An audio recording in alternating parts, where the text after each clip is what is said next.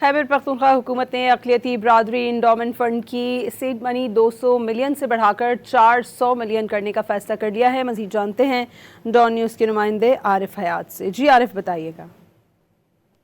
जी बिल्कुल, वज़ीर आला की सदारत दहशतगर्दी से जो मुतासरा अक़लियत की बरादरी है, तो उनके एंडोमेंट फ़ंड की असेसमेंट कमेटी का इजलास था, जिसमें अक़लियत की बरादरी के लिए एंडोमेंट फ़ंड की सीड मनी है तो वो 200 मिलियन से बढ़ाकर 400 मिलियन कर दी गई। और जो 2013 में आल सेंट चर्च क्वार्टी गेट पेशावर पर जो हमला हुआ था, तो उसके मुतासरीन को रवां हफ्ते माली मानत के चेक्स देने की हिदायत भी कर दी।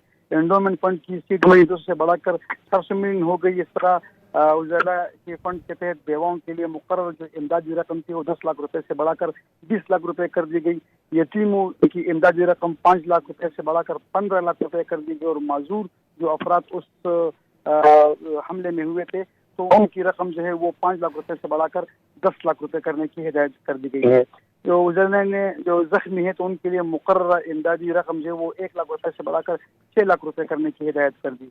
और जो अक़लियती बरादरी के लिए महकमा औक़ाफ़ में जो अलहदा डायरेक्टर है, तो उस पर भी क़याम पर भी होमवर्क मुकम्मल करने की हिदायत कर दी। अक़लियती बरादरी के लिए जो रिहायशी कॉलोनी की बहाली है और उसमें जो मुरम्मत का काम है, तरक्याती काम है, तो उसके स्कीम को भी ऐलान जो अगले सालाना तरक्याती प्रोग्राम में उसमें शामिल करने की तजवीज़ की हिदायत कर दी। जी बहुत शुक्रिया आरिफ हयात आपका।